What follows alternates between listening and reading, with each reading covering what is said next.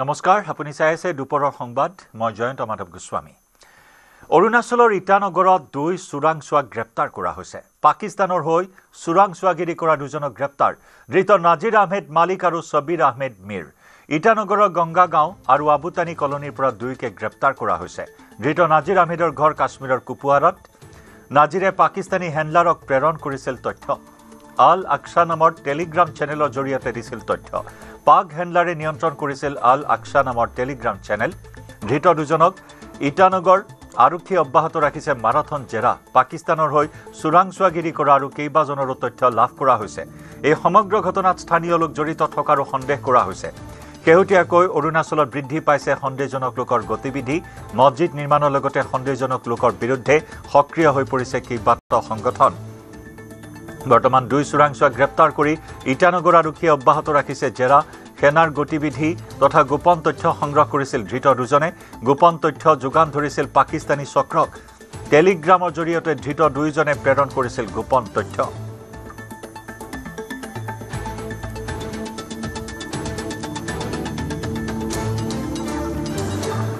আমাৰ সতীৰ্থ সাংবাদিক নিপজ্যোতি কলিতাৰ সৈতে আমি সংযুক্ত হৈছোঁ। নিপ, অত্যন্ত এটা ভয়ংকৰ তথ্য এই মুহূৰ্তত সন্মুখলৈ আহিছে। ইটানগৰ আহি পালে চোৰাংচোৱা, যি নেকি পাকিস্তানৰ হৈ চোৰাংচোৱাগিৰি কৰাৰ বিস্ফোৰক তথ্য লাভ কৰা হৈছে। শেহতীয়া আৰু কি খবৰ আছে? হয় জয়ন্ত, অতিকে উদ্বেগপূৰ্ণ এক খবৰ এয়া। অতিকে ভয়ংকৰ খবৰ অৰুণাচল প্ৰদেশ লগতে ভাৰতবৰ্ষৰ বাবে। কিয়নো যি মুহূৰ্তত অৰুণাচল প্ৰদেশ উত্তেজিত হৈ আছে যি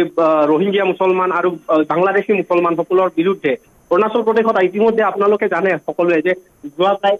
1-2 মাহৰ পৰা অৰুণাচলৰ স্থানীয় দল সংগঠনে এয়া শংকা কৰি আছিলে যে তাত অৰুণাচল প্ৰদেশত যি হাৰত বৃদ্ধি পাইছে, কাঠফুলাৰ দৰে বৃদ্ধি পাইছে মছজিদ আৰু যি পাঞ্জাখানাৰ লগতে মাদ্ৰাছা যি ভয়ংকৰ হাৰত বৃদ্ধি পাইছিলে, তাৰ স্থানীয় লোকসকলে শংকা কৰি আহিছিলে যে কিবা এটা তাত ভয়ংকৰ গতিবিধি চলি আছে বুলি। সেয়াই যেন সঠিক হ'ল, সেই খবৰে যেন সঠিক হ'ল, সেই সন্দেহে যেন সঠিক হ'ল। যোৱাকালি আমি পুলিচৰ শীৰ্ষ সূত্ৰৰ পৰা এক খবৰ পাইছিলো যে অৰুণাচল প্ৰদেশৰ ইটানগৰত দুজনকৈ মুছলমান যি লোক আছে, 2জনকৈ মুছলমান লোকক কালি এৰেষ্ট কৰিছিলে নাজিৰ আহমেদ মালিক আৰু ছবিৰ আহমেদ মীৰ, যি জম্মু কাশ্মীৰৰ পৰা তেওঁলোকে আহি ইটানগৰত বাহৰ পাতিছিলে আৰু ভয়ংকৰ যি ইয়াক ভাৰতৰ বিৰুদ্ধে ষড়যন্ত্ৰ অৰুণাচল প্ৰদেশত তেওঁলোকে থাকি লৈ ষড়যন্ত্ৰ কৰিছিলে। লগতে পুলিচে আমাক জানিবলৈ দিছে এটা বৃহৎ চক্ৰ উৎখাত হোৱাৰ সম্ভাৱনা আছে। লগতে স্থানীয় লোকৰো ইয়াত যি জড়িত থকাৰ সন্দেহ প্ৰকাশ কৰিছে পুলিচে।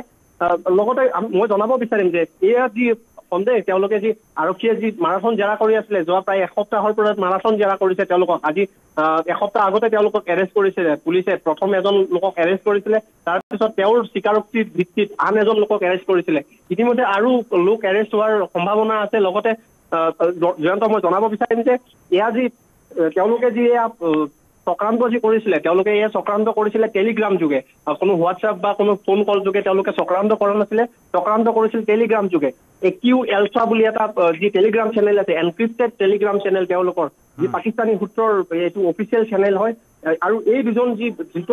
লোক আছে জম্মু কাশ্মীৰৰ, এই 2জন ইটানগৰত থাকি তেওঁলোকে এই চেনেলত পুৰে আৰক্ষীৰ গতিবিধি তেওঁলোকে ৰেকৰ্ড কৰিছিলে। তেওঁলোকে এই ৰেকৰ্ড ফুটেজ আৰু ৰেকৰ্ড ইনফৰমেশ্যনসমূহ এয়া টেলিগ্ৰাম চেনেল যোগে পাকিস্তানলৈকে প্ৰেৰণ কৰিছিলে। আমি আৰক্ষী সূত্ৰৰ DIG যি ইটানগৰ ৰেঞ্জৰ DIG তুমে আমু ছাৰৰ লগত আমি কথা পাতিবলৈ চেষ্টা কৰিছিলো। তুমে আমু ছাৰে আমাক খবৰটো সঠিক বুলি জনাইছিলে। খবৰটো জনোৱাৰ লগতে তেওঁ জানিবলৈ দিছিলে যে এই যি 2জন লোক আছে, এই 2জনক মাৰাথন জেৰা ইতিমধ্যে আৰক্ষীয়ে কৰি আছে। লগতে তেওঁ জানিবলৈ দিছে যে আৰু লোক হয়তো ইটানগৰৰ পৰা আৰু লোক হয়তো যি জম্মু কাশ্মীৰ বা আন প্ৰান্তৰ আৰু লোক হয়তো এই চক্ৰান্তৰ লগত এৰেষ্ট হোৱাৰ সম্ভাৱনা আছে। জয়ন্ত, অত্যন্ত এটা উদ্বেগজনক কথা আপুনি ইতিমধ্যে উল্লেখ কৰিছে যে এটা বৃহৎ চক্ৰ জড়িত থকাৰ সন্দেহ কৰা হৈছে। লগতে স্থানীয় কোনোবা লোকো জড়িত থাকিব পাৰে নেকি, সেই আশংকাও কিন্তু এই মুহূৰ্তত কৰা হৈছে।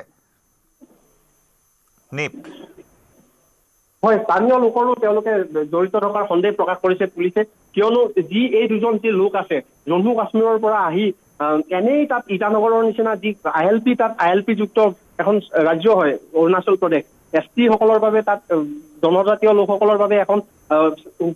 সুৰক্ষা থকা এখন ৰাজ্য হয় তাত বাহিৰৰ পৰা আহি তেনেকে বাহৰ পতাটো সম্ভৱ নহয় স্থানীয় লোকৰ সহায়ৰ হয়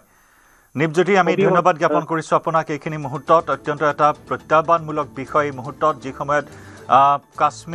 কাশ্মীৰৰ সন্ত্ৰাসবাদীয়ে দিল্লী বিস্ফোৰণ সংঘটিত কৰিছে এটা চিকিৎসকৰ গ্যাং এটা চিকিৎসকৰ চিকিৎসকৰূপী সন্ত্ৰাসবাদীৰ এটা গ্যাঙে দিল্লী বিস্ফোৰণ সংঘটিত কৰিছে ভাৰত ৰক্তাক্ত কৰাৰ ব্লুপ্ৰিণ্ট প্ৰস্তুত কৰিছে পাকিস্তানৰ কুখ্যাত সন্ত্ৰাসবাদী জৈশ-ই মহম্মদৰ নিৰ্দেশত এনেধৰণৰ এটা চক্ৰান্ত চলি আহিছে যি চক্ৰ ইতিমধ্যে উৎখাত কৰা হৈছে আৰু তাৰ মাজতে ইটানগৰৰ পৰা পাকিস্তানৰ হৈ চোৰাংচোৱাগিৰি কৰা 2 চোৰাংচোৱাক গ্ৰেপ্তাৰ কৰা বিষয়টোৱে যথেষ্ট তাৎপৰ্য বহন কৰিছে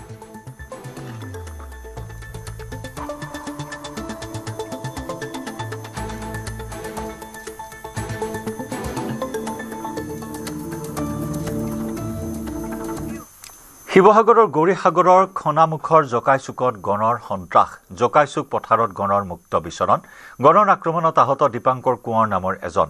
গণৰ মুক্ত বিচৰণত আতংকিত হৈ পৰিছে স্থানীয় ৰাইজ অঞ্চলটোত বনকৰ্মী উপস্থিত হৈ গড় খেদাৰ চেষ্টা চলাই থকা হৈছে এটা গণক লৈ তীব্ৰ আতংকত ভুগিছে অঞ্চলটোৰ লোকসকল এটা প্ৰকাণ্ড গড় জকাইচুক পথাৰত এই গড়টোৱে বৰ্তমান মুক্ত বিচৰণ কৰিছে ইফালে সিফালে ঢপলিয়াই ফুৰিছে যাৰ বাবে অঞ্চলটোৰ লোকসকল তীব্ৰ আতংকত সময় পাৰ কৰিছে ইতিমধ্যে গণৰ আক্ৰমণত দীপাংকৰ কোঁৱৰ নামৰ এজন আহত হৈছে অঞ্চলটোত বনকৰ্মী উপস্থিত হৈ গড় খেদাৰ অভিযান অব্যাহত ৰাখিছে গড়টোক পুনৰ বনাঞ্চলত খেদি পঠিয়াবৰ বাবে যৎপৰোনাস্তি চেষ্টা বৰ্তমানেও অব্যাহত ৰাখিছে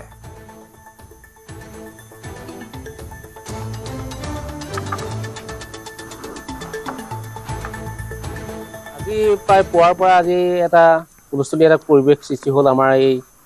খনামুখ আৰু এনেকৈ হাতীঘুৰি অঞ্চলত হঠাতে এটা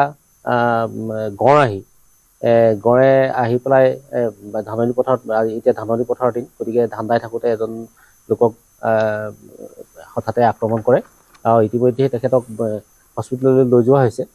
গুৰুতৰভাৱে আহত হৈছে তেখেত আৰু ইতিমধ্যে সেই গড়টোৱে আহি এই অঞ্চলত আমাৰ দিখমুখ এই আমাৰ খনামুখ আৰু দিখমুখৰ মধ্যভাগৰ এটা অঞ্চলত হাবি এখনত সোমাইছেহি সেয়েহে আমাৰ ফৰেষ্টৰ লোকসকলো আহিছে প্ৰশাসনৰ লোকসকলো আহিছে গড়টোক মানে নিৰাপদভাৱে স্থানান্তৰিত কৰিবৰ বাবে তেখেতলোকে অহৰহ প্ৰচেষ্টা চলাই আহিছে ডিব্ৰুগড়ত মুখ্যমন্ত্ৰীৰ বিশেষ আঁচনিৰ অধীনত নৱম শ্ৰেণীৰ শিক্ষাৰ্থীসকললৈ চাইকেল প্ৰদান অনুষ্ঠান এই অনুষ্ঠানত উপস্থিত আছে মুখ্যমন্ত্ৰী ডক্টৰ হিমন্ত বিশ্ব শৰ্মা শিক্ষামন্ত্ৰী ডক্টৰ ৰণোজ পেগু এই আঁচনিৰ দ্বাৰা উপকৃত হ'ব 3,10,031 গৰাকী শিক্ষাৰ্থী পুৰণি চৰকাৰী বালক উচ্চ মাধ্যমিক বিদ্যালয় খেলপথাৰত অনুষ্ঠিত হৈছে এই অনুষ্ঠান কোনে কৰিছিলে টমাছ আলভা এডিছনে কৰিছিলে কিন্তু এই বাল্বটো বনোৱাৰ আগতে আৱিষ্কাৰ কৰাৰ আগতে তেওঁ 10,000 টাইমছ ফেইল হৈছিলে 10,000 বাৰ পৰীক্ষা কৰি কৰি কৰি কৰি বিফল হৈছিলে আৰু 10,000 এক নম্বৰ বাৰত তেওঁ বাল্ব উৎপাদন কৰিলে যদি টমাছ আলভা এডিছনে 10,000 বাৰ চেষ্টা নকৰিলেহেঁতেন আজি আমি কেতিয়াও লাইটৰ বাল্ব দেখা নাপালোহেঁতেন আৰু ৰাতি আমি সদায় অন্ধকাৰত থাকিবলগীয়া হ'লহেঁতেন আজি আমাৰ মাজত এনেকুৱা বহুত উদাহৰণ আমি দেখিছোঁ যে এভাৰেষ্টত প্ৰথম কোনে উঠিছিলে এডমাণ্ড হিলাৰী আৰু টেনজিং নৰ্গে এই দুইগৰাকীয়ে এভাৰেষ্ট জয় কৰাৰ পিছত বিশ্বৰ বহুত মানুহে আজিও এভাৰেষ্ট জয় কৰে মানুহে মৃত্যু খাবতি লয় বহুত মানুহ মৃত্যু হয় কিন্তু এভাৰেষ্টত গ'লে মোৰ মৃত্যু হ'ব পাৰে তাক জনাৰ পিছতো মানুহ বাৰে বাৰে এভাৰেষ্টলৈ যায় কাৰণ মানুহে সদায় শিখৰত গৈ থিয় হ'ব বিচাৰে মানুহে জানে যে ই প্ৰত্যাহ্বানেৰে ভৰা কাম, কিন্তু প্ৰত্যাহ্বান থাকিলেও মানুহে প্ৰত্যাহ্বানক জিকি সদায় শিখৰত উপনীত হ'ব খোজে। আজি আমাৰ মাজত বহুতো সফল ব্যক্তি আছে, বহুতো বিজ্ঞানী আছে, ডক্টৰ আছে, ইঞ্জিনিয়াৰ আছে। একোটা সৰু পৰিয়ালৰ পৰা, কোনোবা দেউতাক মাকে খেতি কৰে, কোনোবাই পাণ তামোলৰ দোকান দিয়ে, কোনোবাই ঠেলা চলাই, ৰিক্সা চলাই। যোৱা কেইদিনমান আগতে অসম চৰকাৰে চাকৰি দিওঁতে মই দেখা পাইছিলোঁ যে কেনেকৈ নিজৰ প্ৰতিভা আৰু নিজৰ ইচ্ছা শক্তিৰ ফলত আজি মানুহে সফলতাৰ শিখৰলৈ আৰোহণ কৰিছে। আজি আমাৰ অসমত আমি এনে এখন সমাজ বিচাৰো য'ত প্ৰত্যেকগৰাকী ছাত্ৰ ছাত্ৰীয়ে অধ্যয়ন কৰে, নিয়মিতভাৱে স্কুললৈ যায়, নিজৰ অন্তৰত লুকাই থকা প্ৰতিভাক নিজে চিনি পাবলৈ শিকে আৰু প্ৰতিভাৰ অন্বেষণ কৰি একোটা সফল মানৱ সম্পদলৈ পৰিণত হ'ব পাৰে। মই ছাত্ৰ ছাত্ৰীসকলক অনুৰোধ কৰিম যে আমি যেন কেতিয়াও পঢ়া শুনাক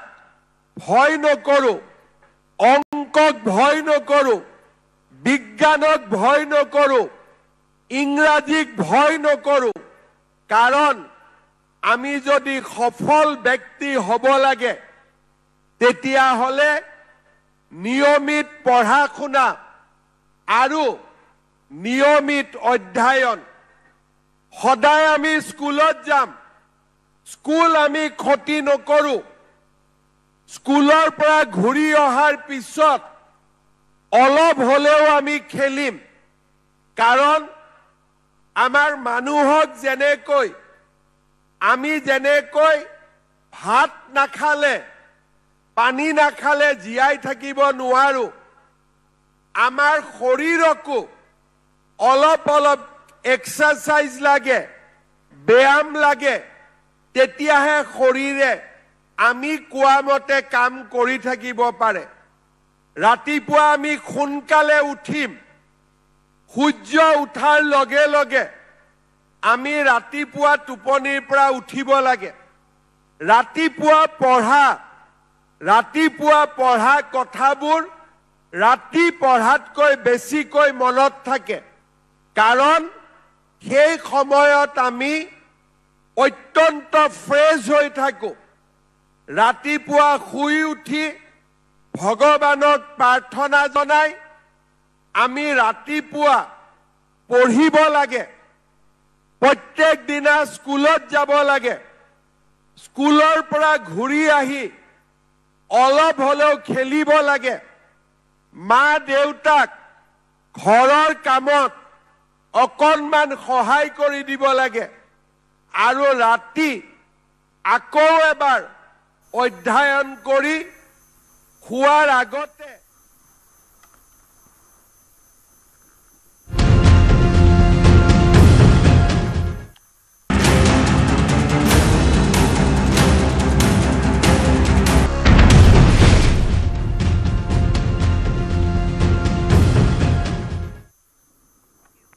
সাতত্ৰিশ ঘণ্টাৰ পিছতো নিয়ন্ত্ৰণলৈ অহা নাই মহানগৰী জিএছ ৰোডৰ স্বাগতা স্কুৱেৰৰ সোহাম এম্পৰিয়া আৰু ষ্টেট বেংকৰ কাৰ্যালয়ত লগা জুই। মঙলবাৰে নিশাৰে পৰা লগা জুই ৩৭ ঘণ্টাৰ পিছতো সম্পূৰ্ণৰূপে নিৰ্বাপনত এতিয়াও ব্যৰ্থ অগ্নি নিৰ্বাপক বাহিনী। এতিয়াও জ্বলিয়ে আছে স্বাগতা স্কুৱেৰ। দিনে নিশাই চেষ্টা কৰি বিফল হৈছে অগ্নি নিৰ্বাপক বাহিনী। অগ্নি নিৰ্বাপক আৰু জৰুৰীকালীন সেৱাৰ সঞ্চালক সুৰেন্দ্ৰ কুমাৰ উপস্থিত হৈ অগ্নি নিৰ্বাপনত তদাৰক কৰে। ঘটনাস্থলীত আজি কামৰূপ মহানগৰ জিলা আয়ুক্ত উপস্থিত হৈ পৰিস্থিতিৰ বুজ লৈছে। সমগ্ৰ ঘটনা তদন্ত হ'ব বুলি ঘোষণা কৰি নিয়ম উলংঘাৰ তথ্য পালেই ব্যৱস্থা লোৱাৰ হুংকাৰ জিলা আয়ুক্ত সুমিত ছাত্তাৱালৰ। আনহাতে এদল আৰক্ষী লৈ ঘটনাস্থলীত তদাৰক কৰিছে মহানগৰ আৰক্ষীৰ ডিচিপি মৃণাল ডেকাই নিশা পুনৰ জ্বলি উঠে বাণিজ্যিক অট্টালিকাটোৰ পঞ্চম মহলাৰ কেইবাটাও কোঠা আনহাতে ষষ্ঠ মহলাটো নিশা প্ৰচণ্ড শব্দ হোৱাৰ পিছতে পুনৰবাৰ দপদপকৈ জ্বলি উঠে মহলাটো SBIৰ কেণ্টিনত থকা দুটাকৈ চিলিণ্ডাৰ বিস্ফোৰণৰ ফলত পুনৰ জুয়ে ভয়ানক ৰূপ ধাৰণ কৰে আনহাতে চতুৰ্থ মহলালৈ জুই নিৰ্বাপন কৰিবলৈ সক্ষম হয় অগ্নি নিৰ্বাপক বাহিনী ইতিমধ্যে অগ্নি নিৰ্বাপক বাহিনীৰ ৰিজাৰ্ভাৰৰ পানী শেষ হোৱাত গুৱাহাটীৰ কেইবাটাও বৰিঙৰ পৰা অগ্নি নিৰ্বাপক বাহিনীৰ বাহনত ভৰোৱা হৈছে পানী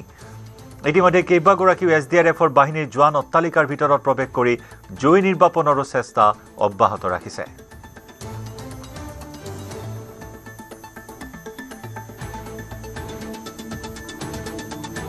বৰ্তমানো চেষ্টা অব্যাহত আছে এতিয়াও কোলা ধোঁৱা ওলাই আছে স্বাগত স্কোৱেৰৰ পৰা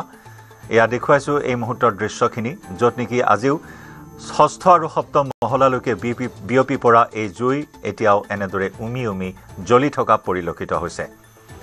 কৰবাত এই ধোঁৱাৰ পৰা আৰু জুইৰ সূত্ৰপাত হোৱাৰ আশংকা কৰা হৈছে আৰু সেইবাবে চেষ্টা ত্ৰুটি কৰা নাই অগ্নি নিৰ্বাপক বাহিনীয়ে যৎপৰোনাস্তি চেষ্টা চলাই আছে বিগত 37 ঘণ্টা ধৰি কিন্তু সফল হ'ব পৰা নাই এই জুইৰ ওচৰত যেন হাৰ মানিবলগীয়া হৈছে অগ্নি নিৰ্বাপক বাহিনী যোৱা দুটা দিনে যৎপৰোনাস্তি চেষ্টা চলাইছে দিন ৰাতি একাকাৰ কৰি জুই নিৰ্বাপনৰ চেষ্টা চলায়ো যেন এতিয়াও সফল হ'ব পৰা নাই এতিয়াও যেন লক্ষ্যত উপনীত হ'ব পৰা নাই অগ্নি নিৰ্বাপক বাহিনী কামৰূপ মহানগৰ জিলা আয়ুক্তগৰাকী উপস্থিত হৈ নিজেই তদাৰক কৰিছে জুই নিৰ্বাপনৰ সকলো ব্যৱস্থাপনাৰ আনহাতে প্ৰায় 50খনতকৈ অধিক অগ্নি নিৰ্বাপক বাহিনীৰ বাহন মজুত কৰি ৰখা হৈছে মঙলবাৰৰ পৰাই জুই নিৰ্বাপনৰ ক্ষেত্ৰত এই অগ্নি নিৰ্বাপক বাহিনীৰ বাহনসমূহৰ নিৰন্তৰ চেষ্টা অব্যাহত আছে GS ৰোডত দীঘলীয়া শাৰী অগ্নি নিৰ্বাপক বাহিনীৰ বাহনৰ য'ত নেকি 50খনতকৈ অধিক বাহনেৰে চলাই থকা হৈছে জুই নিৰ্বাপনৰ চেষ্টা অগ্নি নিৰ্বাপক তথা জৰুৰীকালীন সেৱাৰ লগতে SDRF NDRFৰ শতাধিক জোৱানে অব্যাহত ৰাখিছে জুই নিৰ্বাপনৰ প্ৰচেষ্টা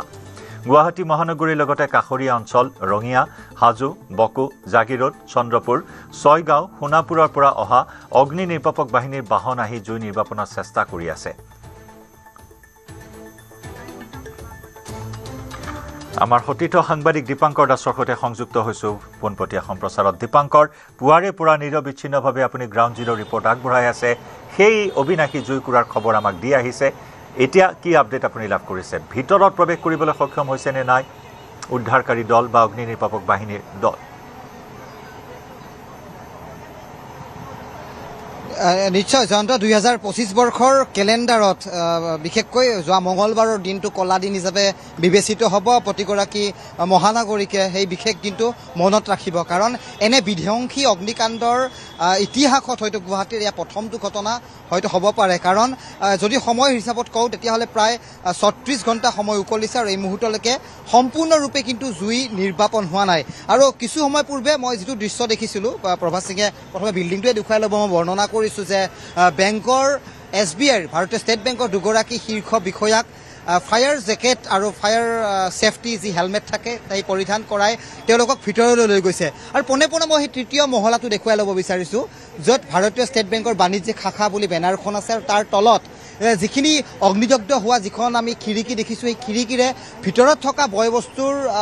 ক্ষয় ক্ষতি বা আমি তাৰ ভিতৰৰ কিছু পৰিৱেশ বৰ্ণনা যদি কৰিব বিচাৰোঁ সেয়া হৈছে এয়া যে তাত লকাৰসমূহ আছিলে প্ৰায় 500তকৈও অধিক লকাৰ আছিলে আৰু সেই লকাৰসমূহত প্ৰায় কেইবাশ গ্ৰাহকৰ তাত তেওঁলোকৰ মূল্যৱান সা সামগ্ৰী আছিলে গতিকে এইসমূহ সামগ্ৰী যে ঠিকে থাকে আছে সেয়া বহুকেইজন গ্ৰাহকে এটা বাক্যৰে উত্তৰ দিছে যে আমি ভগৱানৰ ওচৰত প্ৰাৰ্থনা কৰিছোঁ যে ভগৱানক আটাইবোৰ কথা সঁপি দিছোঁ আৰু যদি নজনাজনে যদি এই সামগ্ৰীখিনি ঠিকে থাকে ৰাখিছে তেন্তে হ'লে নিশ্চয় সেই সামগ্ৰীসমূহ আমি ঘূৰাই পাম এই ধৰণৰ বৰ্ণনা তেওঁলোকে কৰিব বিচাৰিছে কিন্তু আমি যিখিনি দৃশ্য এই মুহূৰ্তত দেখুৱাই আছোঁ সেই দৃশ্যৰ মতে ক'ব বিচাৰিছোঁ যে ওপৰৰ ষষ্ঠ মহলাত বৰ্তমানো কিন্তু সম্পূৰ্ণৰূপে জুই নিৰ্বাপন হোৱা নাই বৰ্তমানো তাত ধোঁৱা ওলাই থকাৰ এটা দৃশ্য আমি দেখিবলৈ সক্ষম হৈছোঁ কিন্তু শুভম এম্পৰিয়া যদি ফাৰ্ষ্ট ফ্ল'ৰৰ যদি আমি দৃশ্যটো দেখুৱাওঁ তেতিয়াহ'লে প্ৰথম মহলাত কিন্তু বিশেষ ক্ষয় ক্ষতি হোৱা নাই তেনেকুৱা এটা অনুমান হয় যদি আমি দ্বিতীয় তৃতীয় চতুৰ্থ পঞ্চম আৰু ষষ্ঠ মহলালৈকে লক্ষ্য কৰোঁ তেতিয়াহ'লে সম্পূৰ্ণ অট্টালিকাটোৱে এক প্ৰকাৰ বিধ্বস্ত হৈ পৰা এটা পৰিৱেশ আৰু চাৰখাৰ হৈ পৰিছে SBIৰ 4টাকৈ ব্ৰাঞ্চ আছিলে সেয়া আমি জনাইছোঁ দৰ্শকসকলক যে বাণিজ্যিক শাখা PBB Ganeshguri branch regional business office আছিলে ইয়াত যেটো গুৱাহাটীৰ হেড অফিচ আছিলে আৰু হোম লোন যিটো চেলছ ডিপাৰ্টমেণ্টৰ থাকে সেই চেলছ ডিপাৰ্টমেণ্টৰ মুখ্য কাৰ্যালয় উত্তৰ পূৰ্বাঞ্চলৰ সেইটো ইয়াত আছিলে ঠিক একেদৰে যে আনটো কথা কওঁ যে আমি SME CCC যিটো কাৰ্যালয় সেই কাৰ্যালয়টোৰ কথা যদি আমি বৰ্ণনা কৰোঁ তেতিয়াহ'লে সেই কাৰ্যালয়টো কিন্তু বৰ্তমান সম্পূৰ্ণৰূপে ছাৰখাৰ হোৱা এটা পৰিৱেশ আৰু আমি যিগৰাকী ফায়াৰ ছাৰ্ভিচৰ ডেপুটি ডাইৰেক্টৰ নন্দ সিং তেওঁক আমি কেমেৰাত এবাৰ ধৰা পেলাবলৈ চেষ্টা চলাই আছোঁ কিন্তু তেওঁ সম্পূৰ্ণ পলায়নবাদী চৰিত্ৰ লৈ তেওঁ বৰ্তমান কেমেৰাৰ পৰা দূৰৈত অৱস্থান গ্ৰহণ কৰিছে বাৰে বাৰে আমি যোগাযোগ চলাবলৈ চেষ্টা চলাই আছোঁ কিন্তু তেওঁ বাৰে বাৰে কেমেৰাৰ পৰা পলাই তেওঁ এক প্ৰকাৰ লুকাই থাকিবলৈ চেষ্টা কৰিছে মই পুনৰ কৈছোঁ ডেপুটি ডাইৰেক্টৰ তেওঁ ফায়াৰ ছাৰ্ভিচৰ নন্দ সিং তেওঁ যোৱাকালি মোৰ মনত পৰিছে যোৱাকালি মই নিজে এটা ইণ্টাৰভিউ লৈছিলোঁ 11 বজাত তেতিয়া তেওঁ কৈছে যে এঘণ্টাৰ পিছত জুই নুমাব যোৱাকালি নিশা আমাৰ সতীৰ্থ ভাস্কৰজ্যোতি শইকীয়াই এটা ইণ্টাৰভিউ লৈছিলে তেতিয়া তেওঁ কৈছিলে যে এঘণ্টাত জুই নুমাব গতিকে এতিয়া 11 বাজি পাৰ হৈ গ'ল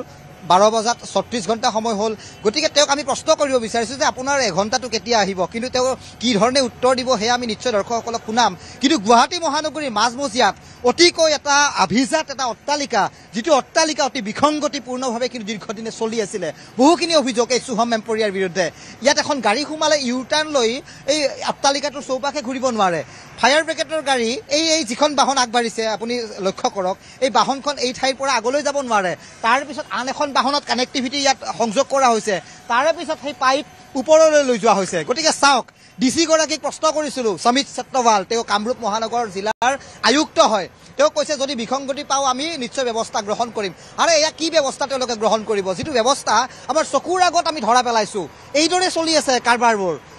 সংশ্লিষ্ট যিসমূহ প্ৰশাসনীয় বিভাগ আছে এই বিভাগসমূহে এইদৰে তেওঁলোকক নথিসমূহ দি এক প্ৰকাৰ ব্যৱসায় চলাৰ বাবে এক প্ৰকাৰ অনুমতি দি আহিছে কিন্তু আচৰিত কথা বাণিজ্যিক বিভাগৰ এটা প্ৰকাণ্ড অট্টালিকা য'ত ভাৰতীয় ষ্টেট বেংকৰ নিচিনা 4টাকৈ গুৰুত্বপূৰ্ণ শাখা ইয়াৰ পৰাই পৰিচালিত হৈছিল আটাইতকৈ আচৰিত কথা যিটো ৰিজনেল বিজনেছ অফিচ য'ত আপুনি লোন ল'বলৈ আপোনাৰ নথিপত্ৰ ইয়াত জমা দিব লাগে যিবোৰ নথিপত্ৰ ইয়াত লকাৰত থাকে আপুনি ক'ৰবাত সোণ দি আপুনি লোন ল'ব সেই সোণৰ টোপোলাটো আপুনি ইয়াত জমা দিব লাগে অৰ্থাৎ ইয়াত জমা কৰা এটা কাৰ্যালয় কিন্তু তাতেই ফায়াৰ ছাৰ্ভিচৰ কোনো ধৰণৰ এটা সুব্যৱস্থাপনা অত্যন্ত বিচাৰ্যৰ বিষয় এইসমূহ বিষয় ডিচিৰ কথা আপুনি উল্লেখ কৰিছে কামৰূপ মহানগৰ জিলা আয়ুক্তগৰাকীৰ মন্তব্য আমি আগবঢ়াম দীপাংকৰ আপুনি সংযুক্ত হৈ থাকিব बॉडी इंजरी नहीं हुआ किसी को अभी तक वही है बाकी सोर्स तो जब स्मोक हटेगा तब पता पड़ेगा क्यों हुआ था कैसे हुआ सर जो लॉकर में सामान था अभी थोड़ा ठंडा होगा धुआं हटेगा तब चेक करके बताएगा ये लोग अभी तो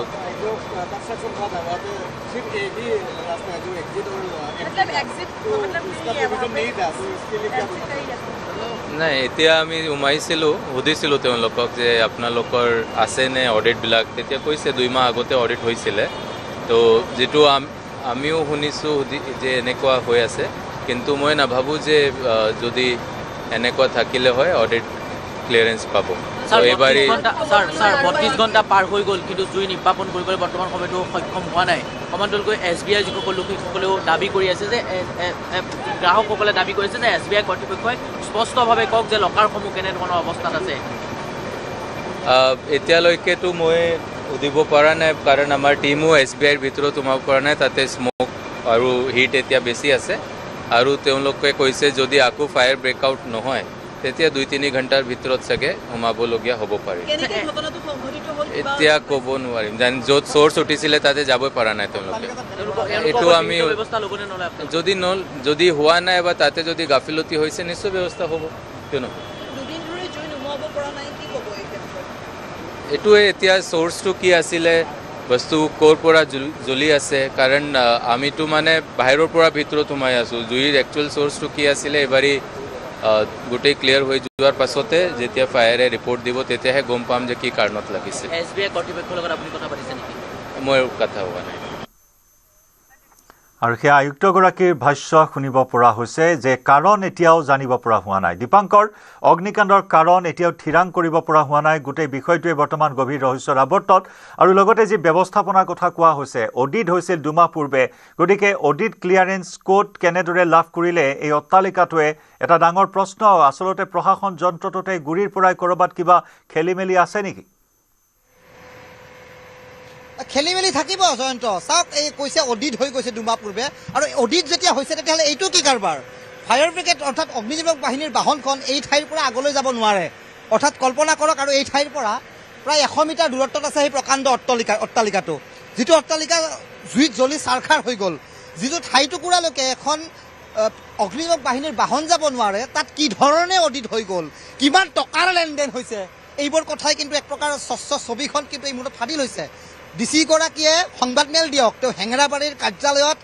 AC ৰুমত বহি তেওঁ এখন সংবাদমেল দিয়ক, দি এই ভুলবোৰ স্বীকাৰ কৰক। আমি ক'ব বিচাৰিছোঁ যে DC মহোদয় যে আপুনি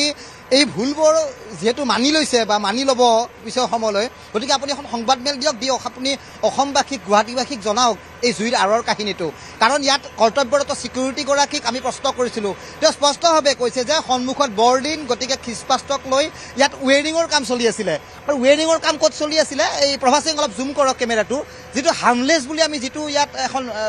বেনাৰ দেখিছোঁ, য'ত এখন কিডছৰ এখন দোকান, এই শুভম এম্পৰিয়াৰ 2য় মহলাত থকা এখন হাৰ্মলেছ, তাত সৰু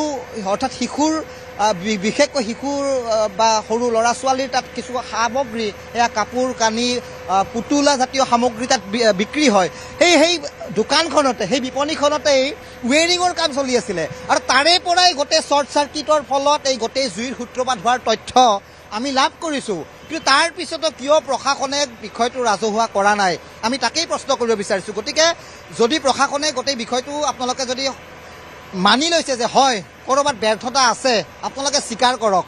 কাৰণ 36 ঘণ্টা হৈ গৈছে, গুৱাহাটীবাসীয়ে কাহানিও নেদেখা এটা ঘটনা সংঘটিত হৈছে। ইয়াত জুই লাগিছে, GS ৰোডত মানুহে ককবকাবলগীয়া হৈছে, যান জঁট অতিষ্ঠ হৈছে। কিন্তু তাৰ পিছতো যে মহানগৰ প্ৰশাসন নামৰ যন্ত্ৰটো যে বৰ্তমানো শুই আছে, তাক মই মূৰত ক'ব বিচাৰিছোঁ। মাত্ৰ আধা ঘণ্টা সময়ৰ বাবে কালি ফায়াৰ ছাৰ্ভিচৰ DG গৰাকী আহিছিল, সুৰেন্দ্ৰ কুমাৰ, তেখেত আহিছিলে, মাত্ৰ আধা ঘণ্টা সময়। 36 ঘণ্টা জুই জ্বলি থাকিল, আধা ঘণ্টা তেওঁ ইয়াত সময় দিলে, তেওঁ কিছু অৰ্থাৎ তেওঁ পৰিভ্ৰমণ কৰিলে, ঘটনাৰ বুজ ল'লে, তেওঁ ঘটনাস্থলী ত্যাগ কৰিলে। তাৰপিছত তেওঁ দায়িত্ব দিলে নন্দ সিং নামৰ ডেপুটি ডাইৰেক্টৰ গৰাকীক। তেওঁ যোৱাকালি সংবাদ মাধ্যমৰ কেমেৰাৰ সন্মুখত ওলাই আহি তেওঁ নানা ভাষ্য দি গুচি গ'ল। ৰাতি আমাৰ সতীৰ্থ ভাস্কৰ জ্যোতি শইকীয়াই এটা ইণ্টাৰভিউ ল'লে, তাতেও তেওঁ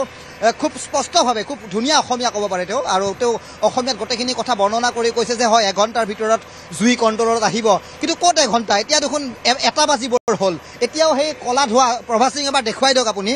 দেখুৱাই দিয়ক, য'লৈকে পানী ছটিয়াব পৰা নাই, হাইড্ৰলিক বাহন এক প্ৰকাৰ বিফল হৈ পৰিছে। গতিকে এইটোৱে কাৰবাৰ। তো কল্পনা কৰক আপুনি, গুৱাহাটীৰ মাজমজিয়াত এখন মুকলিমূৰীয়া এটা ঠাইত যদি এই ধৰণৰ ঘটনা সংঘটিত হয়, তেতিয়াহ'লে আন প্ৰান্তত কি হ'ব পাৰে। বিষয়বোৰ খুব স্পৰ্শকাতৰ, বিষয়বোৰ খুব গুৰুত্ব আছে, অতি স্পৰ্শকাতৰ বিষয়, অতি চিন্তনীয় বিষয়। এই মুহূৰ্তত মহানগৰবাসীও উদ্বিগ্ন হৈ পৰিছে এই বিষয়সমূহক লৈ। ইয়াতকৈ ভয়াৱহ দুৰ্যোগৰ সময়ত ৰাইজৰ নিৰাপত্তা, ৰাইজৰ সুৰক্ষাৰ দিশটো কেনেদৰে চাব বিভাগটোৱে, তাকে লৈ ৰাইজে প্ৰশ্ন উত্থাপন কৰিছে। দীপাংকৰ সংযুক্ত হৈ থাকিব, বহুখিনি ভাষ্য আছে, আমি আগবঢ়াই ল'ব বিচাৰিছোঁ। হিচাপে আপোনাক প্ৰশ্ন দুটা কৰিছোঁ, আপোনাৰ নিচিনা বহু গ্ৰাহক আছে, এতিয়া মাটিৰ কাগজ পত্ৰ, সোণ অলংকাৰ, টকা পইচা গোটেইটো জ্বলি মানে যদি গৈছে, যদি এতিয়া কি হ'ব, কাৰো ৰাতি টোপনি অহা নাই। মই কালি ৰাতিও এবাৰ উঠি আহিছোঁ, কিজানি নুমাইছে নাই। তো কালি মই ওচৰতে থাকোঁ, গোটেই ৰাতি ফায়াৰ ব্ৰিগেড আহি আছে, ৰাতিপুৱালৈকে, এতিয়ালৈকেতো আহিয়ে আছে। এনেকুৱা মোৰ মাটিৰ দলিল পত্ৰ মানে চব আছে, চব ইয়াতে আছে। আৰু অকল মোৰ বুলি নহয়, মোৰ ভাইটিৰ আছে, তাৰ লকাৰ আছে, তাৰ গোটেই মাটি পত্ৰ গহনা চহনা চব আছে, মোৰ খুৰীৰ আছে লকাৰ, গোটেইখিনি ইয়াতে দলিল পত্ৰ গোটেই আছিল তেওঁৰ, মাটি বাৰীৰ গোটেই তাৰ গোটেই আছিল। মোৰ কিন্তু মাটি বাৰী হেৰি নাই, কিন্তু ঘৰতে থাকে, মোৰ ঘৰতো এটা বেংক আছেতো, এওঁৰ ব্ৰাঞ্চ এটা মোৰ তাতে আছে। খুব চিন্তাত থাকিব লগা, চিন্তা মানে বাপৰে। আৰু মই আহোঁতো, মই প্ৰত্যেক মাহতে আহোঁ, কিন্তু মই পৰহি আহি কথা বাৰ্তা পাতি গৈছোঁ। মোৰ মানে আহি মানে ইয়াতে মানে চেকবিলাক জমা হয়, আহি মই মাহত আহি লৈ যাওঁ আৰু সেনেকুৱা। যি থাকে থাকে, আৰু ফিক্স থাকিলেতো ফিক্স থকাবিলাকতো নিজৰ লগত থাকে কাগজ পত্ৰ। হ'ব আৰু কি কৰিব, আৰু উপায় নাই। চাওকচোন আজি কিমান ঘণ্টাই জুই নিব পৰা নাই। মই বেংকতে কাম কৰিছিলোঁ, ষ্টেট বেংকত, ৰিটায়াৰ কৰিছোঁ, কিন্তু মোৰ হাউচিং লোনৰ ডকুমেণ্ট তাত আছে এতিয়াও। গতিকে কি হয় দেখা যাব। লকাৰত যদি ৰাখিছেতো ঠিকে আছে হাউচিং লোনৰ ডকুমেণ্টবিলাক। আৰু ইন জেনেৰেলি আমাৰ, মই ব্ৰাঞ্চত কাম কৰোঁতে ইন জেনেৰেলি লকাৰত এইবিলাক নাথাকে, আমাৰ স্পেচিয়েল আলমিৰা থাকে, তাত ডকুমেণ্টবিলাক ৰখা হয়। কিন্তু ইয়াত বা কি ছিষ্টেম কৰিছে সেইটো গম নাপাওঁ। বিল্ডিংটো চাইণ্টিফিকেলি মানে ফিট নহয়, কাৰণ কিয় পিছপিনে গাড়ী যাব পৰা নাইতো। পিছপিনে যদি ফায়াৰ ব্ৰিগেডৰ গাড়ী গ'ল হয়, তেতিয়া নিশ্চয় সোনকালে হেৰি হ'ল হয়। বিল্ডিংটো মোৰ হিচাপত বিল্ডিংটো বনাওঁতে কিবা বিসংগতি আছে। অনুমতি কেনেকৈ পায় সেইটো নাজানো আৰু সেইটো ডিপাৰ্টমেণ্টে GMDয়ে গম পাব, GMC গম পাব। ভগৱানে ভৰসা। এতিয়া ৰিপ্লাই অহা নাই মানে ভাল খবৰ নহয় চাগে। ভাল খবৰ হ'লে লগে লগে ৰিপ্লাই দিলে হয় যে ঠিকে আছে। আমাৰ লকাৰটো লৈয়ে আমাৰ বিশেষ চিন্তা। সেইখিনি চিন্তা ধৰক মাটিৰ কাগজ পত্ৰ নগদ টকা ৰাখিছে, কিন্তু 36 ঘণ্টা সময় লাগে জুই নুমাওঁতে। এই প্ৰক্ৰিয়াটোতো কিছু বিসংগতি থাকে বা কি মক ড্ৰিল অকল পুলিচে আৰু ইয়ালোকে কৰিলে নহ'ব। জইণ্ট কমিটি হ'ব লাগে। জইণ্ট কমিটিত পুলিচ, আৰ্মি, এয়াৰফ'ৰ্চ, প্ৰশাসন গোটেই জইণ্ট কৰি তাৰে SOP বনাব লাগে। সেই SOPত লিখা হ'ব এনেকুৱা দুৰ্যোগ হ'লে কি কৰা হ'ব। হা, এতিয়া এনেকুৱা ডাঙৰ দুৰ্যোগত হেলিকপ্টাৰে পানী আনি পেলাব লাগিছিল। কিবা যোগাযোগ কৰিছে নে প্ৰশাসনে? জইণ্ট কমিটি কৰা নাই, SOP বনোৱা নাই। SOP বনোৱা নাই, বিচাৰকচোন। এনেকুৱা দুৰ্যোগত SOP বনাই থৈছে নেকি? আমাক জনাইছে নেকি ৰাইজক যে এনেকুৱা হ'লে এনেকুৱা প্ৰশাসনে ব্যৱস্থা কৰিব? এইটো মৰ্মান্তিক ঘটনা আচলতে। একদম মৰ্মান্তিক। আমি আচলতে এই কাৰ্যালয়তে যিহেতু আমি কৰ্মলৈ জড়িত, বিভিন্ন ইয়াত বহুতো সংস্থাপন ইয়াত আছে, মানে সৰুৰ পৰা ডাঙৰলৈকে। গতিকে কিমান বছৰ হ'ল আপোনাৰ ইয়াত? মোৰ প্ৰায় 11 বছৰ হ'ল। 11 বছৰ ধৰি। হয়, এটা মৰ্মান্তিক ঘটনা। আমাৰ বাবে এটা আৱেগিক মুহূৰ্ত। আমি অলপ মানি ল'ব টান পাইছোঁ। আমি যিহেতু এইটো কাৰ্যালয়ৰ পৰা আমি ঘৰখন পুহি আছোঁ, গতিকে আমি অলপ আৱেগিক মুহূৰ্ত। গোটেই ৰাতিটো আমি ইয়াত, আজি যোৱা ৰাতি বুলি নহয় কালিৰ পৰা আমি ইয়াতে ৰখিয়ে আছোঁ যে কেতিয়া জুই নুমায়, কেতিয়া আমি মানে তাৰ স্পৰ্শ পাব পাৰোঁ। সেইটোৱে আমাৰ এটা হেৰি। আশা ৰাখিছোঁ ভগৱানে সোনকালে। SBIৰ 4টা ফ্ল'ৰ আছিলে দাদা? হয়, SBI 4টা আছিলে। পৰহিৰ পৰা লাগি আছে। কিমানবাৰ বাৰু অহা হ'ল এনে আনুমানিক? 15-20 বাৰ হৈ গ'ল। কোন গাড়ী হয় এইখন আপোনালোকৰ? এইখন আমাৰ নাই, এইটো চন্দ্ৰপুৰ। ইমান ডাঙৰ জুই ধৰক ন? দেখিছিল নে আগতে গুৱাহাটীত এক্সপিৰিয়েঞ্চ আপোনাৰ জীৱনত? প্ৰথম আৰু প্ৰথম গুৱাহাটীত প্ৰথম। মানে আমাৰ ভুল হোৱা নাই, আমি যিবোৰ কথা কৈ আছোঁ যে 30 ঘণ্টা হৈছে নুমুৱা নাই। আৰু কিমান সময় লাগিব ধৰক? আৰুতো আজি মোটামুটি 2টামান বজাত শেষ হৈ যাব লাগে আৰু।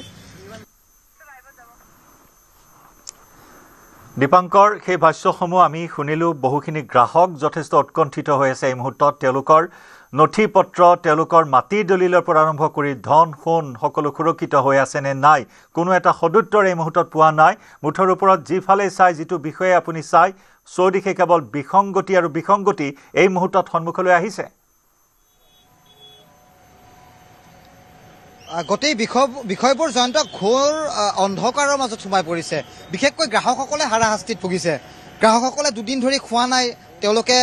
তাঁত বাতি কাঢ়িছে। নিশা বিচনাৰ পৰা উঠি আহি খবৰ লৈছে যে হয় জুই নমাইছে নে নাই। কিন্তু আচৰিত, ইয়াত কেইজনমান কেৱল SDRF লগতে অগ্নিনিৰ্বাপক বাহিনীৰ কেইজনমান জোৱানে ইয়াত পানী মাৰি আছে। কিন্তু জুই নুমুৱাৰ কিন্তু কোনো প্ৰক্ৰিয়াটো কিন্তু সুফল দেখিবলৈ তেওঁলোকে সক্ষম হোৱা নাই। আৰু আচৰিত কথা, আমি যোৱাকালি দেখিছিলোঁ DG-গৰাকীয়ে মাত্ৰ আধা ঘণ্টা সময়ৰ বাবে সুৰেন্দ্ৰ কুমাৰ ইয়ালৈ আহিলে, তাৰপিছত দায়িত্ব দি গ'ল নন্দ সিঙক, আৰু যিগৰাকী ডেপুটি ডাইৰেক্টৰ। কিন্তু আচৰিত, মই তেওঁক এই মুহূৰ্তলৈকে কিন্তু ইয়াত বিচাৰি পোৱা নাই। তেওঁ বাৰে বাৰে পলায়নবাদী এটা চৰিত্ৰ তেওঁ ইয়াত দেখা পোৱা নিচিনা এটা আমাৰ অনুমান হৈছে। পুনৰ এই মুহূৰ্তত আমি দেখিছোঁ হয়তো ষ্টেট বেংকৰ আন এগৰাকী বিষয়া এই মুহূৰ্তত ইয়াত আহিছে। পুনৰ আমি এই গ্ৰাহকসকলকে যদি এবাৰ দেখুৱাওঁ, তেতিয়াহ'লে তেওঁলোকে খুব মন মাৰি এই মুহূৰ্তত তেওঁলোকে ইয়াত, আৰু ভাৰতীয় ষ্টেট বেংকৰ আন এগৰাকী শীৰ্ষ বিষয়া নিশ্চয় এই মুহূৰ্তত আহি পাইছে। কেইবাগৰাকীও শীৰ্ষ বিষয়াক যিটো ফায়াৰ ছেফটি জেকেট আৰু হেলমেট পৰিধান কৰি তেওঁলোকক 3য় ফ্ল'ৰলৈ যাবলৈ দিয়া হৈছে। আৰু 3য় ফ্ল'ৰৰ ভিতৰত যিহেতু মই কৈছোঁ যে লকাৰকেইটা তাত অৱস্থিত, সেই লকাৰকেইটা সুকলমে আছে নে নাই, কিন্তু ভিতৰৰ পৰা কোনো সংকেত অহা নাই। এই মুহূৰ্ততো গ্ৰাহকসকল খুব অশান্তিত ভুগিছে। তেওঁলোকৰ কষ্টপাৰ্জিত ধন, তেওঁলোকৰ যি সা সম্পত্তি, সেইবোৰ সুকলমে আছে নে নাই, এই ধৰণৰ বিষয়ক লৈ তেওঁলোকে বৰ্তমান এক প্ৰকাৰ চিন্তা কৰিবলৈ বাধ্য হৈছে। পুনৰ এখন ইয়াত অগ্নিনিৰ্বাপক বাহিনীৰ বাহন ইয়াত সংযোগ কৰা হৈছে। ইখনৰ পিছত আনখন আহিছে, ওলাই গৈছে, কিন্তু এই ঠাইটুকুৰাৰ পৰা ভিতৰলৈ কিন্তু ফায়াৰ ব্ৰিগেডৰ গাড়ী যাব পৰা নাই। খুব বিসংগতি, কিন্তু এইবোৰ বিসংগতিয়ে কিন্তু প্ৰতিজন লোকক এবাৰ হ'লেও চিন্তা কৰাবলৈ বাধ্য কৰিছে। দীপাংকৰ, এই মুহূৰ্তত বিল্ডিঙৰ অ'নাৰ বা সোহা মেম্পৰীয়া, সেই অভিজাত শ্বপিং মলটোৰ অ'নাৰ এই মুহূৰ্তত ধৰা দিছে নে নাই, ঘটনাস্থলীত উপস্থিত হৈছে নে নাই তেওঁলোক? নিশ্চয় তেওঁলোক আছে, আৰু প্ৰতিটো মুহূৰ্তত তেওঁলোকে এই বিষয়টোৰ প্ৰতি তেওঁলোকে গুৰুত্ব দি আছে। কিন্তু তেওঁলোকে সংবাদ মাধ্যমৰ সন্মুখত আহি কোনো মন্তব্য বা তেওঁলোকে ধৰা দিয়া নাই কিন্তু তেওঁলোকক আমি দেখিছোঁ ভিতৰ ভাগত তেওঁলোক আছে আমি স্বত্বাধিকাৰীৰ পত্নীগৰাকীকো দেখিছোঁ আনকি তেওঁৰ সন্তানগৰাকীও দুই এবাৰ আহিছে আহি এই গোটেই পৰিস্থিতি তেওঁলোকে বুজ লৈছে কিন্তু এই কেমেৰাটো যদি প্ৰভাত সিং আপুনি অকণমান পেন কৰক ইয়াত যদি আমি দেখুৱাওঁ তেতিয়াহ'লে এই অসংখ্য গ্ৰাহক তেওঁলোকে তাঁতবাতি কাঢ়িছে পুৱাৰ পৰাই তেওঁলোকে ইয়াত বন্ধাপৰ দিছে যাতে কোনোবা এটা সুযোত্তৰ তেওঁলোকে লাভ কৰক বাহিৰত যদি চাই একেধৰণৰ দৃশ্য প্ৰভাত সিঙে দেখুৱাব আমি ৰাজপথৰ পাৰত দেখুৱাইছোঁ এইসকল লোক আমি বহু কিছুমান লোকৰ আমি মন্তব্য কিছুমান পূৰ্বে দৰ্শকসকলক শুনাইছোঁ কিন্তু বহি থকা কেইগৰাকী মহিলা লগ পাইছোঁ মই যদি দুই এটা কথা তেওঁলোকৰ সৈতে কথা পাতিব চেষ্টা কৰোঁ তেতিয়াহ'লে নিশ্চয় মই তেওঁলোকৰ সৈতে কিছু কথা পাতিবলৈ চেষ্টা কৰিম দেখিছোঁ বাইদেউ পুৱাৰে পৰা বহি আছে कुछ मतलब रिप्लाई मिला है एसबीआई से नहीं मिला कुछ बोला उन लोगों नहीं मिला কোনোজনৰ তেওঁলোকে উত্তৰ পোৱা নাই তেওঁলোক বহিছে আমি দেখুৱাইছোঁ কোনোবাই মূৰত হাত দিছে কোনোবাই চিন্তাত মগ্ন হৈছে আন এটা আমি এই মুহূৰ্তত একাংশ এটা জুম হোৱা আমি একাংশ লোকক লগ পাইছোঁ তেওঁলোকে ক'ব নিবিচাৰে তেওঁলোকৰ সম্পত্তি ইয়াত ৰাখিছে সেইবোৰ হয়তো গোপনীয়তাৰ কথা কিছুমান থাকিব গতিকে বহুখিনি আমি কাষ্টমাৰ পাইছোঁ তেওঁলোকে মুকলি মনেৰে কথাবোৰ প্ৰকাশ কৰিছে আৰু বহু সংখ্যকে তেওঁলোকে কথাবোৰৰ পৰা কিছু ফালৰি কাটি কিছু দূৰত অৱস্থান গ্ৰহণ কৰিছে কিন্তু এই মুহূৰ্তত আমি দেখুৱাইছোঁ হাইড্ৰলিক বাহনখনৰ বৰ্তমান ভিতৰত অৱস্থিতি আছে হাইড্ৰলিক বাহনৰ বৰ্তমান প্ৰয়োজনীয়তা বোধ হয়তো ফায়াৰ ছাৰ্ভিচে কৰা নাই একেদৰে দুখন ফায়াৰ ব্ৰিগেড কৈছোঁ একদম ছিষ্টেমত কিদৰে ছিষ্টেমত এই দীৰ্ঘ যিটো সময় লাগিলে যিটো আমি 36 ঘণ্টা 37 ঘণ্টাৰ কথা আমি উল্লেখ কৰিছোঁ তাত বিসংগতি বা তাত সময় লগাৰ কথাটো এয়ে যে প্ৰথমখন যিখন ইয়াত ফায়াৰ ব্ৰিগেড তাত স্থাপন কৰা হৈছে সেই ফায়াৰ ব্ৰিগেডখনে পানী যোগান ধৰিছে তাৰপিছত সেই পানী গৈ ওপৰত ছটিওৱা হৈছে গতিকে এটা দীঘলীয়া এটা প্ৰচেছ যাৰ বাবে হয়তো জুই নুমুৱাৰ ক্ষেত্ৰত কিছু বিলম্ব বা কিছু বিসংগতিয়ে দেখা দিছে বহু কষ্ট হৈছে দাদা কালিৰ পৰা ন কেইবাৰমান আহিলে হিচাপ নাই আৰু আহি আছোঁ যাই আছোঁ তথাপিতো অনুমান কেইবাৰমান হ'ব বহুতবাৰ হৈছে হিচাপ কৰি থকা নাই ক'ৰ পৰা আনি আছে পানী পাণবজাৰৰ পৰা ক'ৰ হয় এইখন গাড়ী এখানে মিৰ্জাৰ পৰা আহিছে মিৰ্জাৰ পৰা আহিছোঁ এনে জুই দেখিছিল নে গুৱাহাটীত জুই ডাঙৰ জুই দেখিছোঁ এইটো ডাঙৰে জুই ডাঙৰ জুই এখন মিৰ্জাৰ পৰা অহা এখন বাহন কেৱল মিৰ্জাই নহয় মই কৈছোঁ ছয়গাঁও হাজো শুৱালকুছি ৰঙিয়া আদি বিভিন্ন প্ৰান্তৰ পৰা আহিছে एसबीआई का कस्टमर होगा सर नहीं कस्टमर नहीं हम खाना लेके आए फायर ब्रिगेड वालों के लिए अमृत भोग भंडारा से आए फिर भी 37-38 घंटा हो गया इतना बड़ा देखा था बहुत बड़ा नुकसान हुआ एकदम क्या बोलेगा एकदम सारा बैंक का डॉक्यूमेंट सब नष्ट हो गया कितना नुकसान हुआ होगा क्षय क्षतिটো নিশ্চিত নহয় সেয়া ভৱিষ্যতে যে ৰাজহুৱা হ'ব সেয়াও মই এক প্ৰকাৰ সেই কথাষাৰৰ পৰা দূৰত আছোঁ কাৰণ সেইবোৰ ৰাজহুৱা কৰিবলৈ হ'লেও বহু কথা থাকিব গ্ৰাহকৰ সৈতে যোগাযোগৰ কথাটো থাকিব গতিকে এছবিআই বুলি কৈ আছে তেওঁলোকে নিৰ্ভৰযোগ্য গ্ৰাহকৰ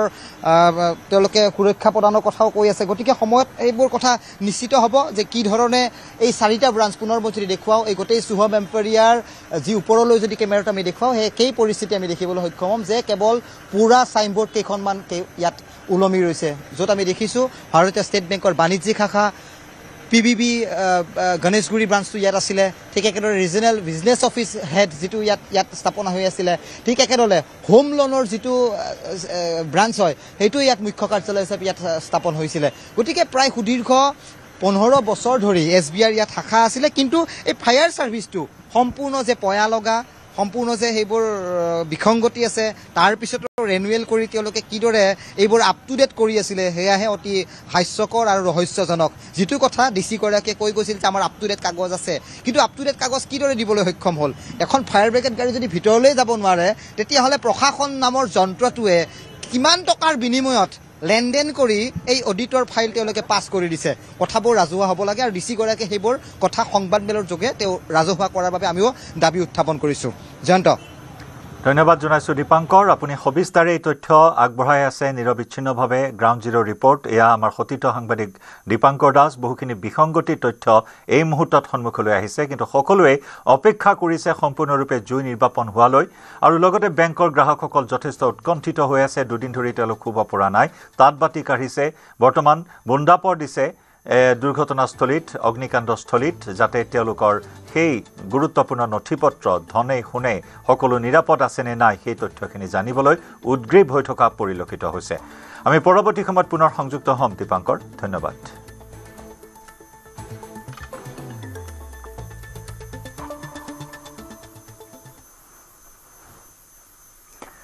কাজিৰঙাৰ ৰাষ্ট্ৰীয় ঘাইপথত অঘটন পথৰ ওপৰতে অচেতন হৈ পৰিল এটা হাতী বাগুৰি বনাঞ্চলত ব্যক্তিগত হাতী সাফাৰী সামৰি কেম্পলৈ আহি থকা অৱস্থাত হঠাৎ বাগুৰি পৰে হাতীটো চিকিৎসকে পথৰ ওপৰতে হাতীটোৰ চিকিৎসা কৰাত ক্ৰমাৎ সুস্থ হৈছে হাতীটো পিছত আন হাতীৰ দ্বাৰা ঠেলি কেম্পলৈ হাতীটোক আনিবলৈ সক্ষম হয় এয়া দেখুৱাইছো হেঁচাক উদ্ধাৰ অভিযান এয়া কাজিৰঙা ৰাষ্ট্ৰীয় ঘাইপথ ৰাষ্ট্ৰীয় উদ্যানৰ ঘাইপথত এই অঘটন সংঘটিত হ'ল পথৰ ওপৰতে অচেতন হৈ পৰিল এই প্ৰকাণ্ড হাতীটো ব্যক্তিগত হাতী সাফাৰী সামৰি কেম্পলৈ আহি থকাৰ বাটত হঠাৎ এনেদৰে বাগৰি পৰে হাতীটো আৰু তাৰ পিছত যেন এই অসুস্থ হাতীটো মূৰৰ কামোৰণি হৈ পৰিল বন বিভাগৰ বাবে বা ৰাষ্ট্ৰীয় উদ্যান কৰ্তৃপক্ষৰ বাবে প্ৰশাসনৰ বাবে অতি ব্যস্ত পথ ৰাজপথত এনেধৰণৰ এটা অঘটন চিকিৎসকে পথৰ ওপৰতে হাতীটোৰ চিকিৎসা কৰাত যেন ক্ৰমাৎ সুস্থ হৈ উঠিল হাতীটো আৰু পিছত আন হাতীৰ দ্বাৰা ঠেলি ঠেলি কেম্পলৈ হাতীটোক আনিবলৈ সক্ষম হ'ল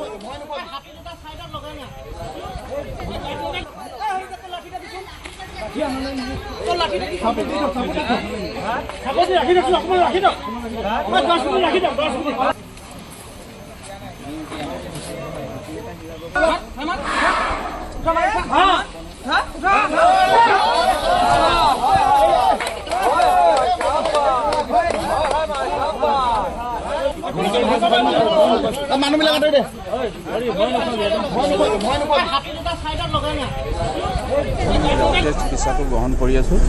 আৰু এতিয়া এটা কুৱেশ্যন আহিছে যে যদি পৰ্যটকৰ ওপৰত হোৱাহেঁতেন কি হ'লহেঁতেন সেইটো ক্ষেত্ৰত আমি তেওঁলোকক বাৰে বাৰে আমি ট্ৰেইনিঙো দিয়া হৈছে আৰু আমি এক্সামিনেশ্যনটো প্ৰায় কৰি থাকোঁ 1-1.5 মাহমানৰ মূৰে যেতিয়া আমি এক্সামিনেশ্যন কৰিছিলোঁ তেতিয়া সম্পূৰ্ণ সুস্থ আছিলে আজি ৰাতিপুৱা আহি মই যেতিয়া মাউতক সুধিছোঁ মাউতেও যে কৈছে সম্পূৰ্ণ সুস্থ খোৱা বোৱা সকলো কৰিছে যদি আমি পেচাব পায়খানা সম্পূৰ্ণ কৰি আছে গতিকে যিহেতু সুস্থ আছে সেইটো কাৰণে তাক নি পিনে এইটো ট্ৰিপ দিয়া হৈছিলে 2টা ট্ৰিপ ইতিমধ্যে কৰিছিলে মোৰ অনুমান সেইটোৱে যে ঠাণ্ডা সোমাইছে আৰু লগে লগে যিহেতু খুব ঠাণ্ডা সোমাই ৰাতিপুৱা 2টা ট্ৰিপ কৰা হৈছে এইটো এক্সজষ্টেড হৈ গৈছে আৰু হয়তো সেইটো কাৰণেই মানে হঠাতে পৰি গৈছে আমি আশা কৰিছোঁ এতিয়া সেইটো সম্পূৰ্ণ সুস্থ হৈ উঠিব আমি যিখিনি যাৱতীয় চিকিৎসা গ্ৰহণ কৰিব লাগে সেইটো গ্ৰহণ কৰি আছোঁ আমি চেষ্টা কৰিম ইয়াক এতিয়া ৰাস্তাৰ পৰা অলপ আঁতৰত তাৰপিছতো আমাৰ চিকিৎসাটো অব্যাহত থাকিব যেতিয়ালৈকে সুস্থ হৈ নুঠে খবৰৰ ধাৰা অব্যাহত ৰাখিম সময় হৈছে এটি চমু বাণিজ্যিক বিৰতি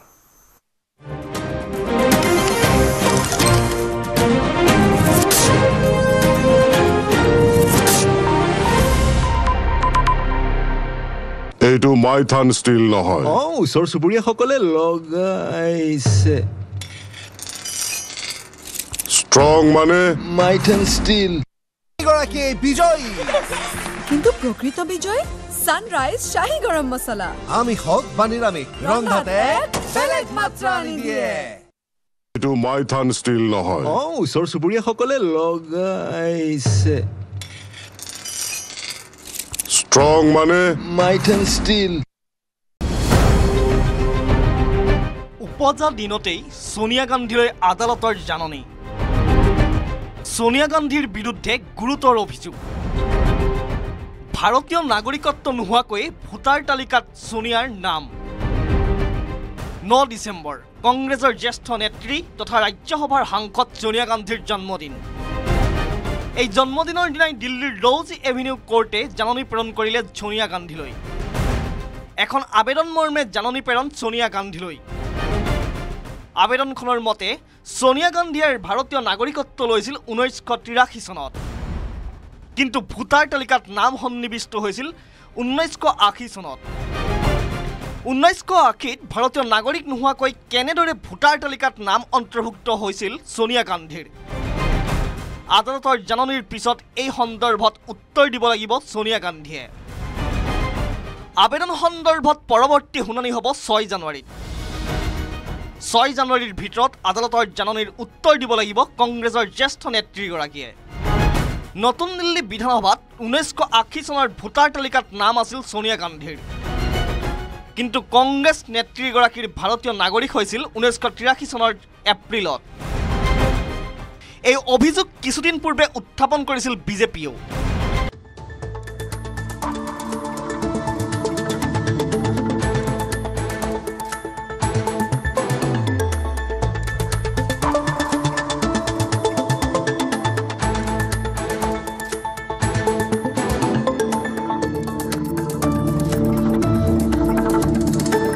এইটো মাইথান ষ্টীল নহয় ওচৰ চুবুৰীয়াসকলে লগাইছে ষ্ট্ৰং মানে মাইথান ষ্টীল উপজা দিনতেই সোনিয়া গান্ধীলৈ আদালতৰ জাননী সোনিয়া গান্ধীৰ বিৰুদ্ধে গুৰুতৰ অভিযোগ ভাৰতীয় নাগৰিকত্ব নোহোৱাকৈ ভোটাৰ তালিকাত সোনিয়াৰ নাম 9 ডিচেম্বৰ কংগ্ৰেছৰ জ্যেষ্ঠ নেত্ৰী তথা ৰাজ্যসভাৰ সাংসদ সোনিয়া গান্ধীৰ জন্মদিন এই জন্মদিনৰ দিনাই দিল্লীৰ ৰ'জ এভিনিউ কোৰ্টে জাননী প্ৰেৰণ কৰিলে সোনিয়া গান্ধীলৈ এখন আবেদন মৰ্মে জাননী প্ৰেৰণ সোনিয়া গান্ধীলৈ আবেদনখনৰ মতে সোনিয়া গান্ধীয়ে ভাৰতীয় নাগৰিকত্ব লৈছিল 1983 চনত কিন্তু ভোটাৰ তালিকাত নাম সন্নিবিষ্ট হৈছিল 1980 চনত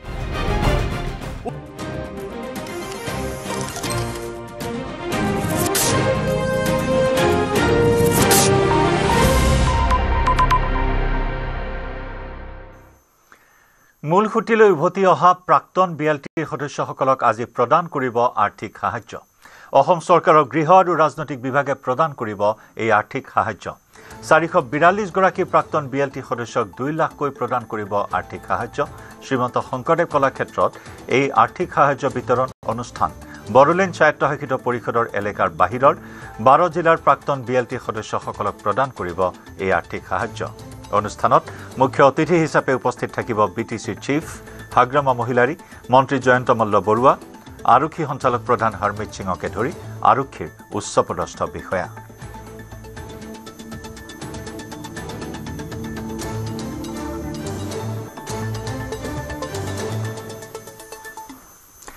কলিয়াবৰৰ শিলঘাট আৰক্ষী চকীৰ পৰা নোহোৱা হ'ল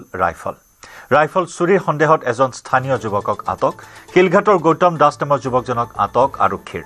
11 APBNৰ জোৱানৰ দায়িত্বত আছিল ইনচাচ ৰাইফলটো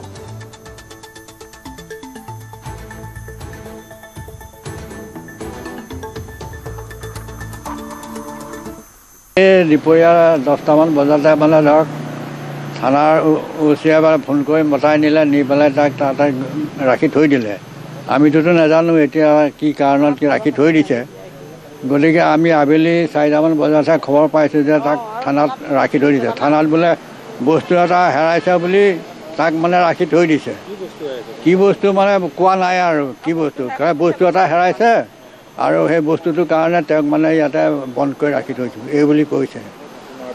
আৰু ৰাতি মাৰপিট কৰি পেলানি মেডিকেল নি পেলানি আনি ইয়াত আনি থৈ দিছে মেডিকেল কৰাইছে মাৰপিট কৰি ডিঙে চিঙে মাৰিছে মেডিকেল কৰাই ইয়াত আনি সোমাই দিছে ইয়াত মানে এই বেমাৰী মানুহ কিডনী প্ৰব্লেম 2টা কিডনী ডেমেজ হৈ আছে তাত থানাই মাৰিছে হয় তাত মাৰি মেডিকেল কৰাই আনি ইয়াত থৈছে বহু প্ৰতীক্ষাৰ অন্তত কাইলৈ দাখিল কৰা হ'ব জুবিন গাৰ্গৰ মৃত্যুৰ গোচৰত চাৰ্জশ্বিট এছডিজিপি মুন্না প্ৰসাদ গুপ্তাৰ নেতৃত্বত তদন্ত সম্পূৰ্ণ কৰি আদালতত চাৰ্জশ্বিট দাখিলৰ বাবে সাজু এছআইটি আনহাতে এতিয়াও কাৰাগাৰতে আছে জুবিনৰ হত্যাৰ গোচৰৰ 7 অভিযুক্ত বাক্সাৰ কাৰাগাৰত আছে শ্যামকানু মহন্ত মেনেজাৰ সিদ্ধাৰ্থ শৰ্মা জুবিনৰ সম্পৰ্কীয় ভাতৃ সন্দীপন গাৰ্গৰ লগতে জুবিন গাৰ্গৰ 2 দেহৰক্ষী নন্দেশ্বৰ বৰা আৰু পৰেশ বৈশ্য আনহাতে হাফলঙৰ কাৰাগাৰত বন্দী হৈ আছে জুবিনৰ বাদ্যযন্ত্ৰী শেখৰ জ্যোতি গোস্বামী আৰু জুবিনৰ লগত গান গোৱা অমৃত প্ৰভা মহন্ত এই পৰ্যন্ত জুবিন গাৰ্গৰ ৰহস্যজনক মৃত্যু সন্দৰ্ভত প্ৰায় 250 জন লোকক সোধা-পোছা কৰিছে এছআইটিয়ে উল্লেখযোগ্য যে 19 ছেপ্টেম্বৰত ছিংগাপুৰত ৰহস্যজনক মৃত্যুক আঁকোৱালি লৈছিল প্ৰাণৰ শিল্পী জুবিন গাৰ্গে 21 ছেপ্টেম্বৰত স্বগৃহলৈ অনা হৈছিল জুবিন গাৰ্গৰ নশ্বৰ দেহ অজস্ৰ গুণমুগ্ধৰ মাজেৰে বৰঝাৰ বিমানবন্দৰৰ পৰা আৰম্ভ হৈছিল জুবিনৰ গৃহ অভিমুখী যাত্ৰা 23 ছেপ্টেম্বৰত সোণাপুৰত শেষ কৃত্য সম্পন্ন হৈছিল 24 ছেপ্টেম্বৰত জুবিনৰ মৃত্যুৰ ৰহস্যক লৈ গুৱাহাটী উচ্চতম ন্যায়ালয়ত ৰুজু হৈছিল ৰাজহুৱা স্বাৰ্থ জড়িত গোচৰ ৰাজ্যজুৰি তীব্ৰ প্ৰতিক্ৰিয়াৰ পিছতে মুখ্যমন্ত্ৰীৰ নিৰ্দেশত চিআইডিৰ এছডিজিপি মুন্না প্ৰসাদ গুপ্তাৰ নেতৃত্বত 9জনীয়া এছআইটি দল গঠন কৰা হৈছিল এই এছআইটি দলটোৱে প্ৰায় 250 লোকক সোধা-পোছাৰ অন্তত পুনৰ জনাইছোঁ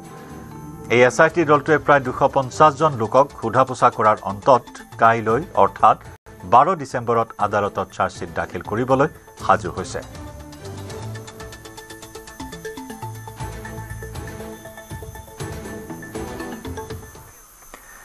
যোৰহাটৰ পৰা জাঁজিলৈকে 4 লেনযুক্ত ৰাষ্ট্ৰীয় ঘাইপথৰ ঠিকাদাৰী প্ৰতিষ্ঠান Sadguru engineering and allied services private limited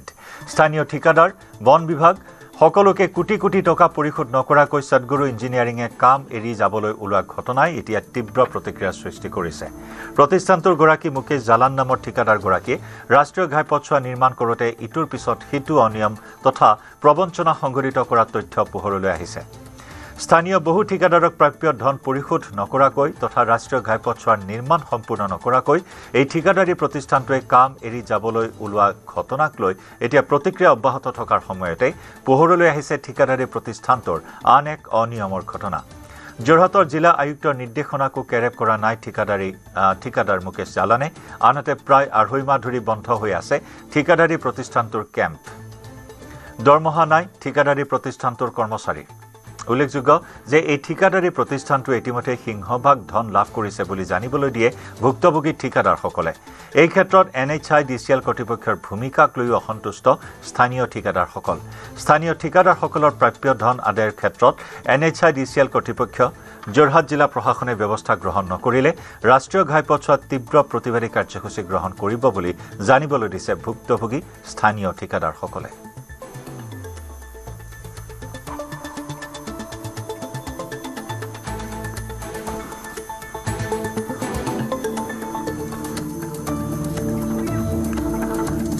ইফালে স্থানীয় সামগ্ৰী যোগানিয়াৰ ঠিকাদাৰৰ পিছত মুকেশ জালানৰ প্ৰবঞ্চনাৰ বলি হৈছে বন বিভাগ মুকেশ জালানৰ সদগুৰু ইঞ্জিনিয়াৰিঙে ৰাষ্ট্ৰীয় ঘাইপথছোৱা নিৰ্মাণৰ বিপৰীতে বন বিভাগক ফৰেষ্ট ৰয়েলটিৰ বাবে পৰিশোধ কৰিবলগীয়া 3,36,67,000 টকা বাৰম্বাৰ জাননী জাৰি কৰাৰ পিছতো পৰিশোধ কৰা নাই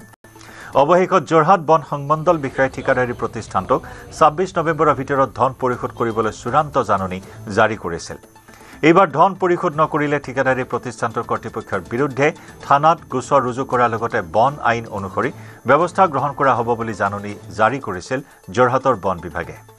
অনুৰূপ ধৰণে আন এটা ঠিকাদাৰী প্ৰতিষ্ঠান বিন্নী কনষ্ট্ৰাকশ্যনেও বন বিভাগক ফৰেষ্ট ৰয়েলটিৰ ধন 1,97,97,100 টকা পৰিশোধ নকৰাকৈ আছে বিন্নী কনষ্ট্ৰাকশ্যনলৈও যোৰহাটৰ বন সংমণ্ডল বিষয়াই চূড়ান্ত জাননী জাৰি কৰিছে 29 নৱেম্বৰৰ ভিতৰত ধন পৰিশোধ নকৰিলে উল্লেখযোগ্য যে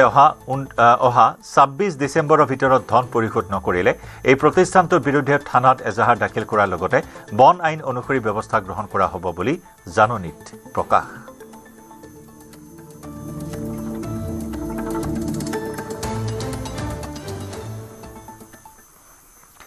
পৰিভ্ৰমী পক্ষীৰ কলৰৱেৰে মুখৰিত দেওপাহাৰৰ গাতে লাগি থকা নুমলীগড় বিল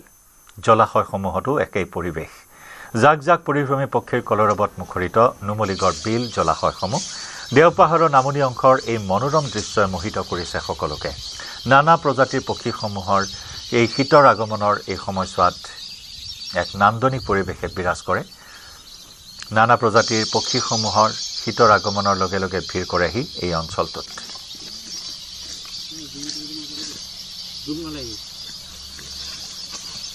বিশেষকৈ যিহেতু নিৰিবিলি এটুকুৰা ঠাই কাষৰ লোকসকলেও এই ঠাইটুকুৰাক সংৰক্ষণ কৰে চকু দিয়ে যাতে কোনো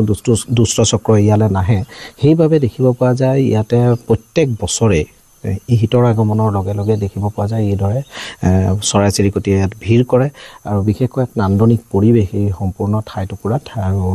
দেওপাহাৰৰ নামনি অঞ্চল যিহেতু দেওপাহাৰৰ প্ৰাকৃতিকভাৱে যথেষ্ট চহকী ঠাই হয় আৰু দেওপাহাৰৰ কাষতে যিহেতু এই বিলটো আছে ধনশিৰি নৈৰ পাৰতে ইফালে দেওপাহাৰ আছে